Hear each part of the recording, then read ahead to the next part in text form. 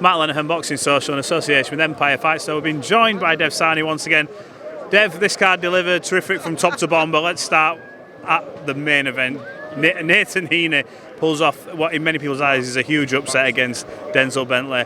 Just talk me through what you're thinking. I think it is an upset. I thought it was a very close fight. But Nathan Heaney, this has been his dream all along. I think Denzel Bentley initially, I think he tried to come and knock him out. And he came with that energy, and maybe a few of those first rounds just slipped away, and then he couldn't quite catch up in time in obviously the judges' eyes. But what a moment for Nathan the Hitman Heaney, written off widely. He's just had a little pop at me as well, saying that I've been clamouring for Denzel Bentley against Hamza Shiraz. I had been clamouring, but amazing moment for him, and you can see how much it means to him. You think with that performance now, he's always talked about going to the City Ground. We saw his fans in here. I think 2,000 tickets he's done, and it's a fair journey kind of thing. If you get him obviously at Stoke City, another huge atmosphere. What do you make of that? Just think his story is sensational. It's unbelievable. I mean, the whole idea was when he does box for a British title, it was going to be. In the background, we've got Frank Warren having a go at Adam Cattrall. I think there's something amazing happening. You could, yeah, just doing an interview. I've got a plug on my IFL, so Nathan Heaney at Stoke City, be amazing. The whole idea was when he challenges for a British title, it was going to be at Stoke. He's done it here at the Manchester Arena, which means it will be a bigger fight at Stoke. It is inevitable, and he's holding Frank to a world title challenge. Let's see.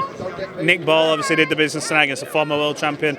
Did it? Was it a knockdown? I didn't quite see it. Both knocked each other down. Did it get called as one? I mean, in the back halfway. I couldn't see it. Couldn't catch it. It got called as one. From what I can see, Dogboe received a count. Whether or not it was one, I'm not sure. I need to watch it back. But tremendous, absolutely tremendous. I mean, only Emmanuel Navarrete and Roberto Ramirez have beaten Isaac Dogboe, and Nick Ball's gone and done that as well. That puts him in a hell of a conversation in elite company in the featherweight division. He's now the mandatory challenger. You know what happens next? He is a wrecking ball. He's going to keep on wrecking until he's got some gold. You know what I want to bring up with you, because I didn't manage to catch you after the press conference from the Joshua one. Wow, a bit bright in here now. What did you make of Anthony Joshua when he said, you know what, why is my promoter not asking me the question when you were us in the press conference? Yeah, you came under fire a little bit there. You were doing your thing, and what did you make of that? I didn't really make an awful lot of it. I feel like maybe within his sort of close circle, they probably thought, got ya. But I think widely, no one knows who I am, so it's kind of like, why they do. But generally, it's kind of like, why would you do that? Everyone else was just answering questions, so I don't know. It's his decision. Looking forward to Saudi now. Obviously, there's two cards on. The 23rd of December is looking like it's hotting up nicely. Jarrell Miller and Daniel Dubois. What do you make of that fight? I could listen to Jarrell Miller speak all day. He is tremendous at trash talking. I think he might be the best in the world. He might even be better than Tyson Fury. I'm not sure yet. I'd love to see them fight and have a chat, but I think it's a great fight. I think Jarrell Miller is going to weigh 100 pounds more than Daniel Dubois. He is a huge, huge man. Daniel Dubois has got a little bit leaner. He's lost a little bit of weight from what I've seen. Jarrell Miller just keeps getting bigger and bigger.